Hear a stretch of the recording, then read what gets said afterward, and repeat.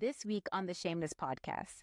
Here's the hardest pill to swallow. Sometimes you're not getting promoted because you're not good enough. Harsh but true. But other times you're not getting promoted because the system is broken. And no amount of hard work or confidence or kissing someone's buttocks will fix a broken system.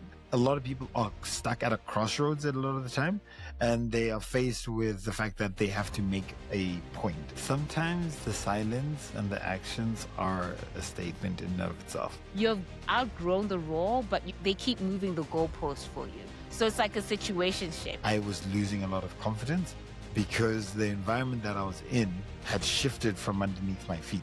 Waiting has a cost. Staying can grow you, but staying stuck can break you. So sometimes the boldest career move, in my opinion, is knowing when to exit. You can have it all, just not all at once, and not all in the same place. Sometimes your next level is awaiting somewhere else. And don't forget to subscribe. You don't want to miss next week's episodes. We'll be talking more about career pivots and personal branding. Hi, my name is Nono Bokete, and I'm the Chief Ambassador of Transformation Leader. And I'm Dzikamai Gangaidzo. Guess what? The host of the Shameless Podcast. And welcome back to today's episode of the Shameless Podcast, where we look to talk about many different things, but actually, we look to have meaningful conversation, realistic inputs from guests, but more so than anything, help you drive your career forward without any sugarcoating. Yeah. And here's the hardest pill to swallow. This is about, I love the gulp. This is about deciding on whether you're going to quit or not, right? If you can't get a promotion, because not every company deserves your loyalty. Sometimes you're not getting promoted because you're not good enough. Harsh but true. But other times you're not getting promoted because the system is broken. And no amount of hard work or confidence or kissing someone's buttocks will fix a broken system. And so, I mean, you can still try kiss a little bit more longer, it never hurt nobody. But I mean, exactly. And you know what's so beautiful about today's conversation? Because I think a lot of people are stuck at a crossroads a lot of the time, and they are faced with the fact that they have to make a point, an inflection point. And that inflection is, do you wait? Do you wait it out and hope something is going to change? Or do you make like a bold move and strategically start planning your exit? Well, before we jump straight into it, I'm going to ask you all to do the thing that I love like asking you to do. That is hitting the subscribe button, hitting the like. And in fact, if anything else, share this episode to somebody who, well, we know the person might be stuck in a bit of a dilemma where they're currently debating whether or not to keep waiting or to push harder for that promotion. Or is it finally time for them to move on? Like I said, we all know that person. Hell, we might be a little bit of us might be in that person as well. So to set the stage, I'm going to start with a viewer story. And story. I actually like these. I do I too. also like it when they're very dramatic because it just makes me laugh. But, some are very serious and I try to take it as seriously as possible. All right. So we have, So we have someone from Perth, Australia. Anonymous. Hi, Shameless team. I work at a mid-sized engineering firm here in Perth. For 2 years, I was basically the office workhorse. I picked up extra projects, covered for people on leave, even fixed the office printer more times than I can count. Every time I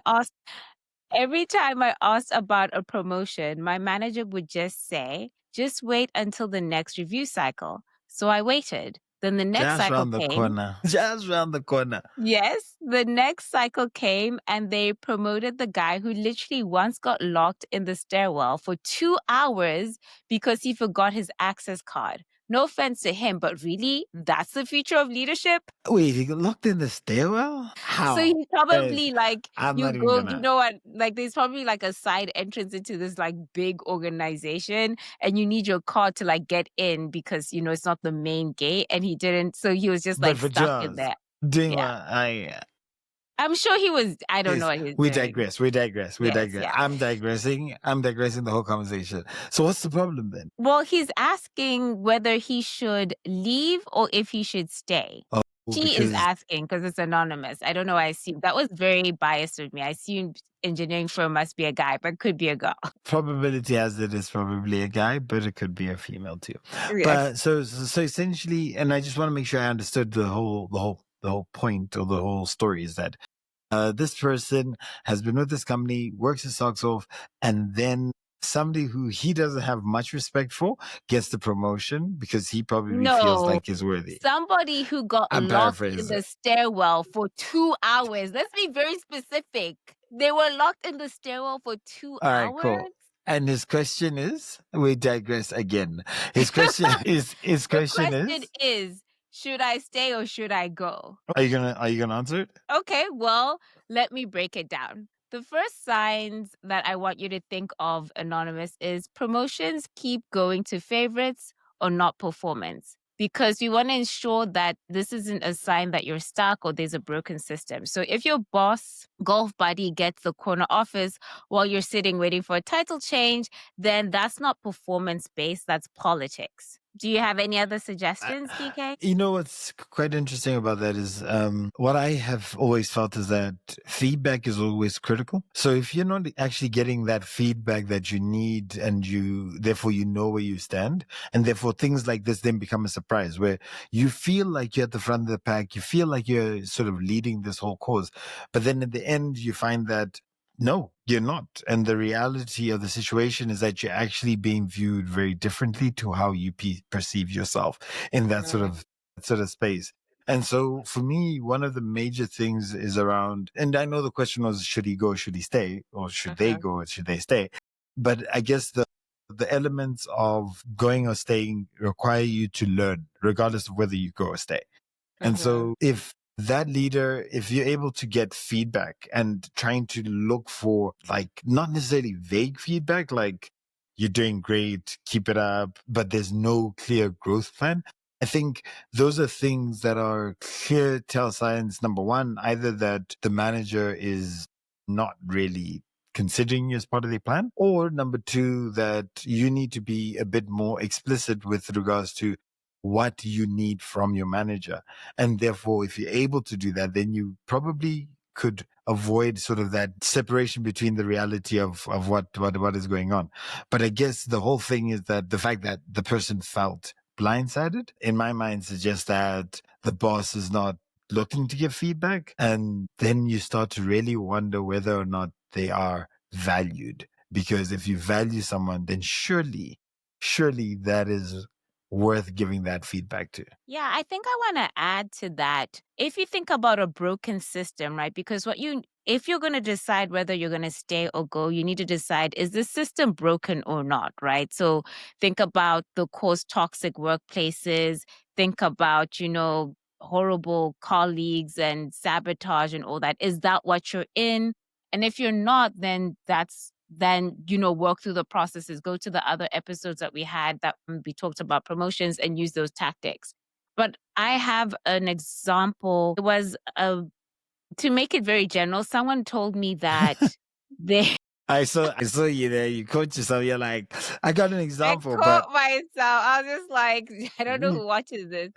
But there was a person who came to me in confidence and they were complaining about their leadership, because the leadership feedback that they got from the leadership is that you're doing a great job. Like when they asked, hey, what the is going on? Like, why am I not getting the promotions? I've been in the same role forever as like an assistant and I'm on no, I'm not fantastic because I've just been sidestepped like 5 times. You keep bringing, whether it's like other experts in the space to come and like for me to learn from, whatever the case may be. So what am I actually missing? And I think a lot of leaders fail at giving actionable feedback. Like they'd rather be liked, they don't want that discomfort. And I'm just like, if you're in a leadership role, that is part of the job, is to be very clear and very concise in the feedback that you give someone so that they stand a chance. And if you feel like that person is not good enough for a role,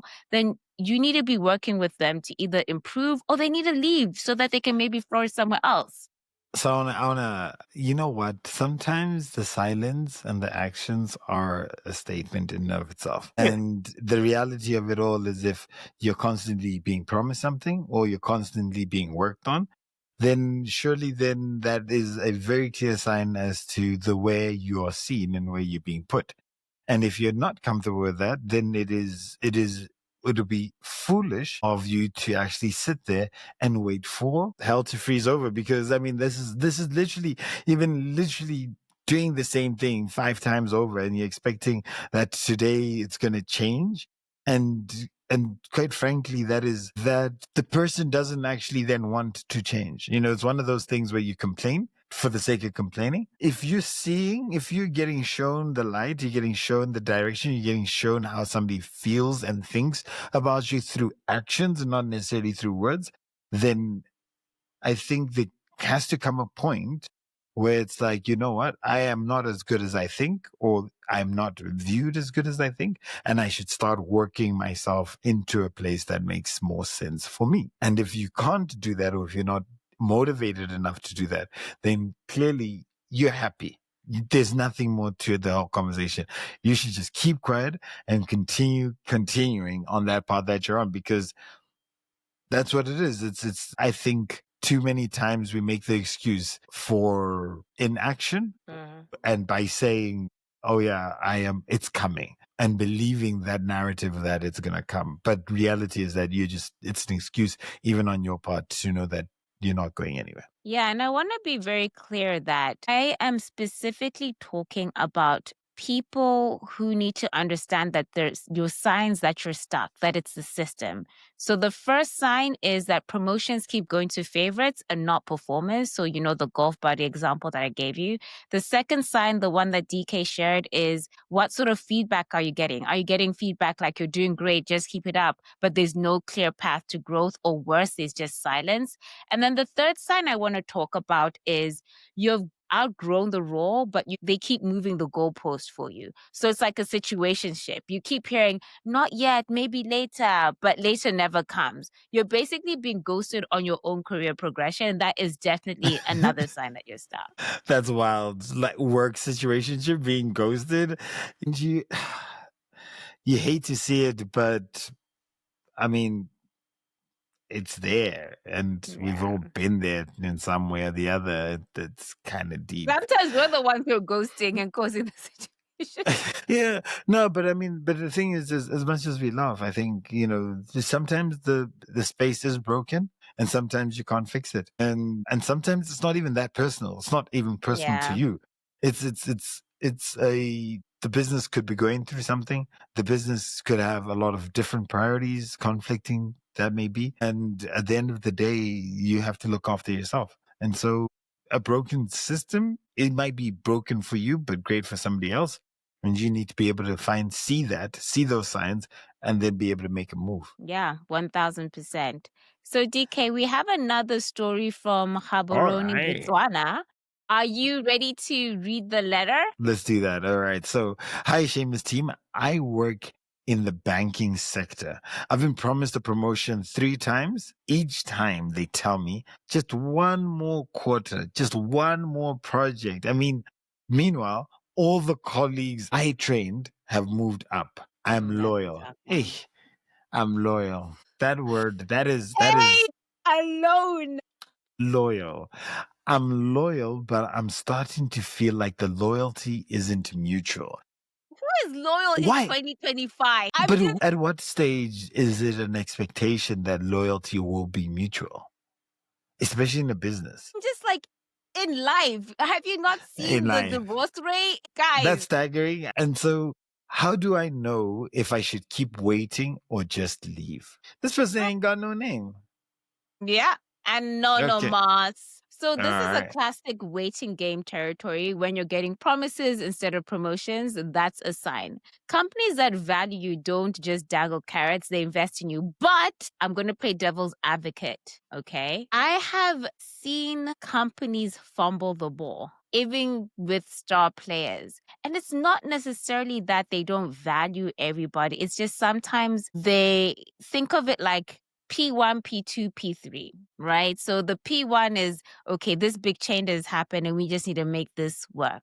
All right, then P2, this other change has happened. They need to make this work. And the reality is that when you fumble the ball as a company and not make sure that people who are valuable in your organization feel valued and are treated with value, i.e., remember signs that you're stuck. Are you promoting just the favorites? Are you giving good feedback? And are you moving the goalposts? So you need to make sure that you're not doing that. So on the other side, just make sure that you as a leader are not falling into that trap so that you just go next time. Like be more articulate in that space. Yeah. Yeah.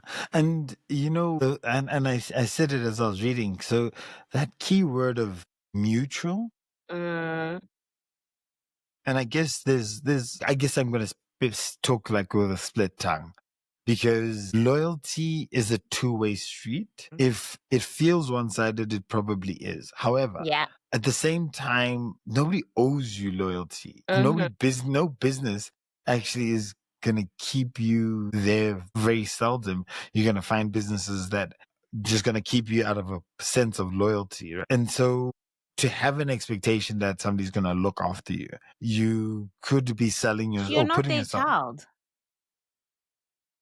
But you can also admit that you have to also get your backers in the business. You're gonna have to get people who you stand behind and you can be loyal to So this some is degree, how right? I look at it, like the term loyalty. So it sounds like Anonymous from Gabs or Gaborone, you are in a space of blind loyalty and there's nothing like that. So first of all, like in my organization, we're not a family, we're a team and we're a high performing team. And everybody is choosing to show up, just like in personal relationships. I'm choosing to love my partner. I'm choosing to listen. Same thing in business, same thing as working for another company. I'm choosing to show up in this company every day and I'm choosing to give my best so that it thrives, so that things go well. As soon as the unwritten contract of, okay, if I give my best and I do my best, therefore I will be taken care of, because it is like an unwritten rule, right? As soon as those things change, i.e., the company thinks I'm not doing my best and giving my best, I will get cook. Or I don't think the company is putting my interests in the best roles. So, like, that's how I think, you should look at it. And I think that actually leads us to the next segment, which is about the strategic exit. Like, when is that a smarter move? Because this is the thing, leaving isn't failure. And I look at it, it's like almost like promotion relocation. Like, don't feel like, oh my gosh, I'm loyal. I've given X amount of years. Some people like, I worked in this company for 100 years. And then what? You have to take care of you, boo. Like, make sure that it's still serving you. Because I think that if you're in a really great company that's aligned, then you improving yourself, growing yourself inevitably helps the company. So it's actually a win-win. And as soon as that doesn't happen, even in good companies, as soon as that starts to get misaligned, I think it's time that, move off. And I think to a degree, loyalty is also about alignment, right? So if there's a misalignment in goals, personal and professional, and the business can no longer support your needs, then it's going to be an impossible task to request or to expect loyalty, right? And so I think if you are, really trying to get a promotion and there is nothing available, then and there's nothing available for the foreseeable future, then what does that mean? They can't be loyal to you because they can't have your interests at heart, and that's what I think 1000%. you just have to make that change. I'm I gonna think, and take. before you go into that, I think another thing around whether you should do a strategic exit or not is that toxic environment. Like, I'm sure you have stories for days of seeing, like, maybe not environments, but spaces that might have had a little bit of toxicity and how that plays. Like, what are your thoughts on that? Like, let me ask this. Do you think, honestly, DK, and don't give us the politically correct BS answers that you like giving on this show. I want you to give an honest I'm shameless. answer. I don't know what you're talking about. I'm shameless. Do you feel like Yeah. you should stay and work through office toxic politics, or you should just go? So regardless of any situation, I think that you should try work towards a better outcome. And by that, I mean, look to understand where the business is coming from or where the supervisors and managers are coming from. And then also look to see how you might be causing or fueling, that sort of toxicity within a workplace, and or what tools you might be able to develop and grow so that you can be able to work within multiple different spaces and have the muscles to be able to work in those different spaces. So I think there's always something to gain out of a space. However, that being said, I think, okay, I'll use the example of sort of an experience that I came across where individuals felt as though they were no longer wanted within a business. They felt that opinions were being undermined and they didn't feel like they fitted anymore within that business. And they therefore created a toxic space. And what happens then is that it sort of feeds into the next person and the next person. And in addition to that, it also eats at your own confidence, your own morale, your own personality. And in the end, you tend to start losing a lot more and you could actually lose yourself quite quickly. And I think that a lot of the time it is hard to get out of that. It's hard to see it, but I think the second that you find yourself losing yourself, then it's time to go. You owe it to yourself to put yourself in a position, in a space where you can thrive and grow.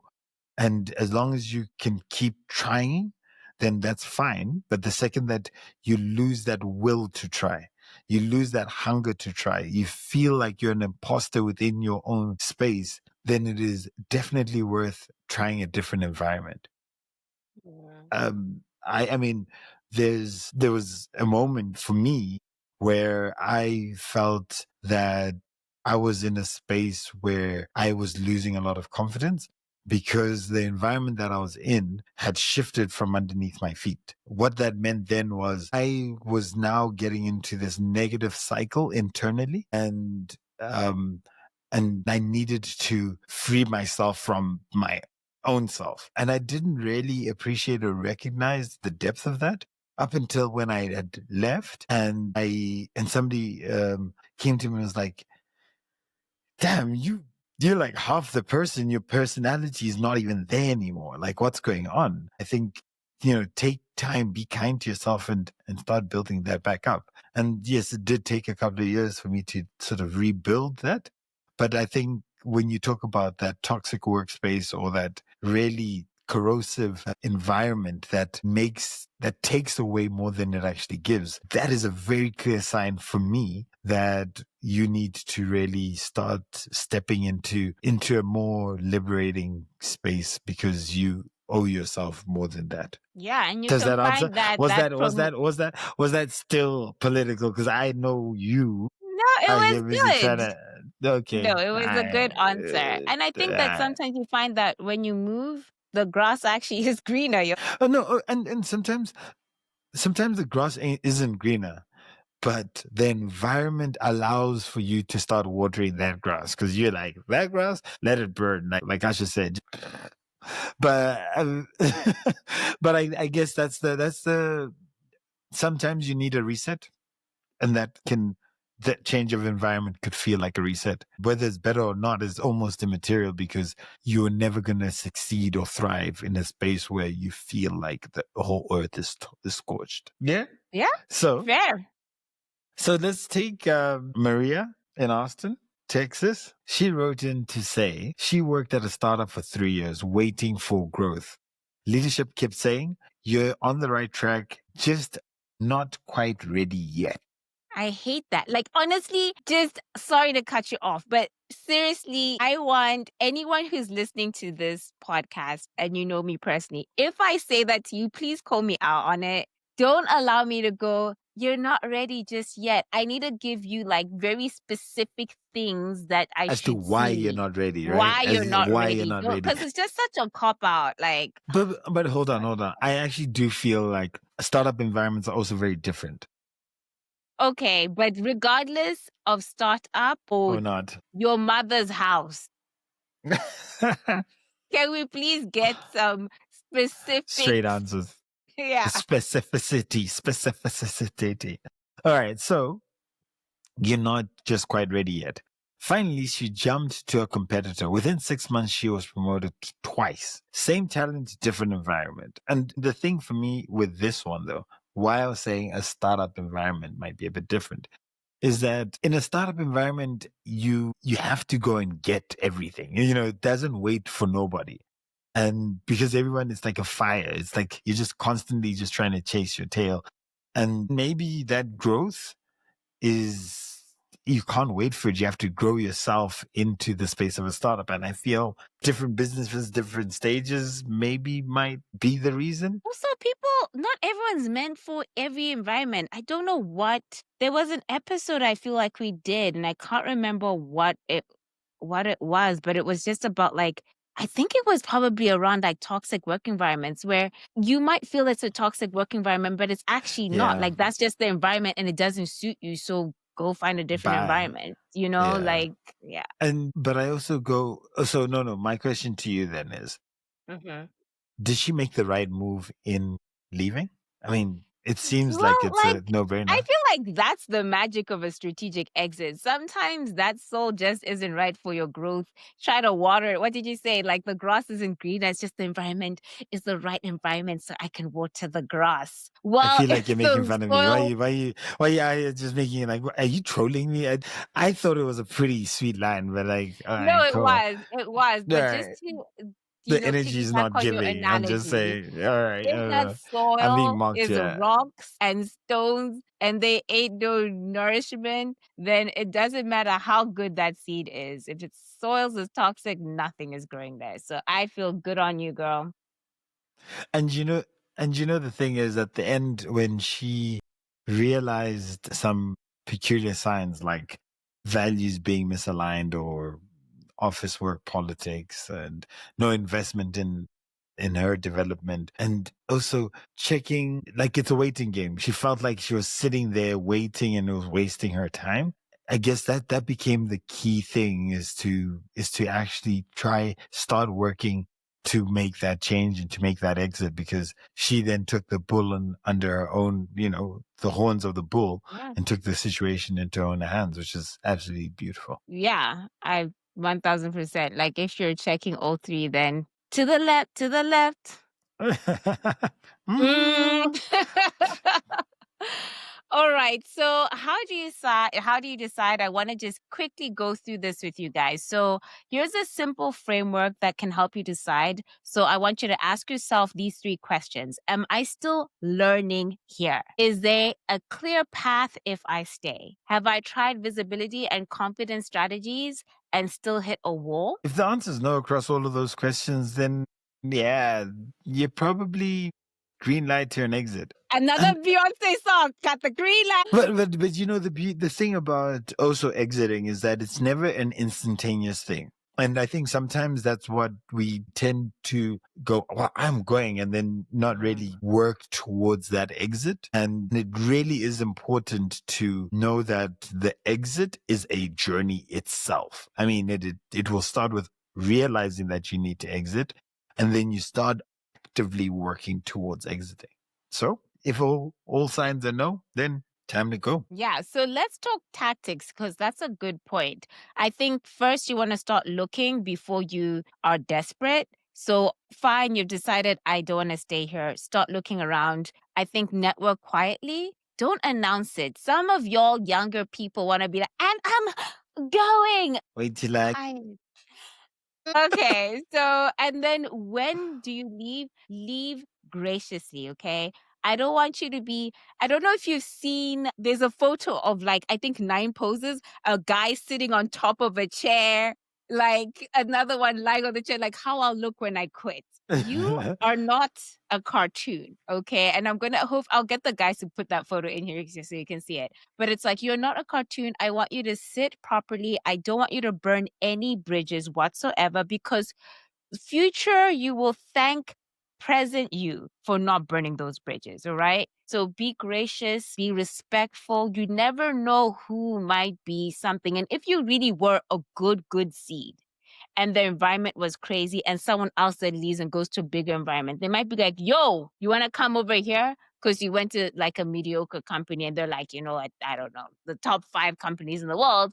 Because you didn't burn bridges, then they might actually bring you over. So think about it that way. Don't be too much in your emotions. If you want to be a transformation leader, that each self-regulating. Yeah. And so maybe let's try a reflection exercise. So for everybody who's listening, and I would like people to really think about writing down top 3 career non-negotiables.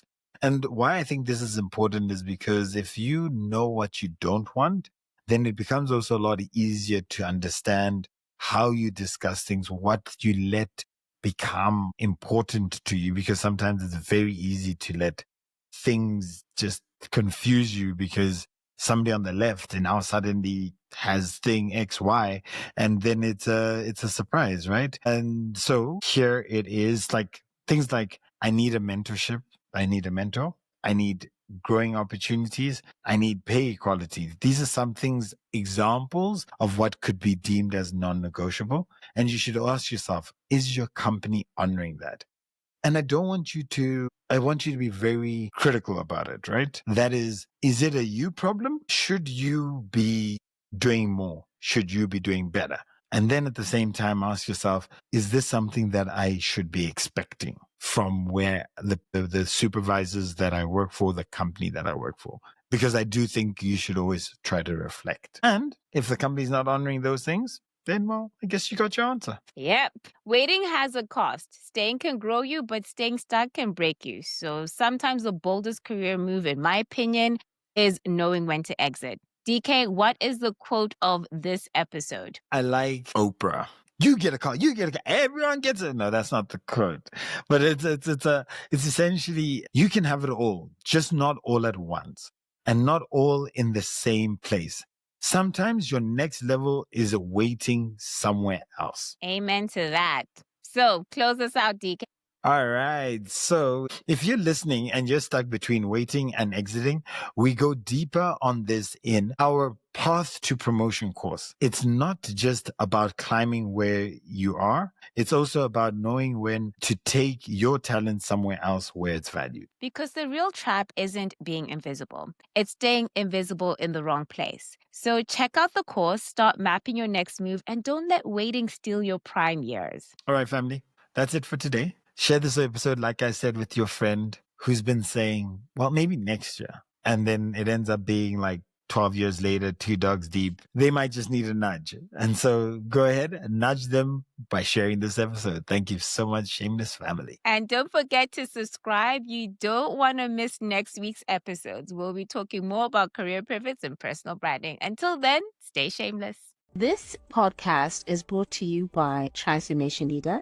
You can follow us at www.t4leader.com.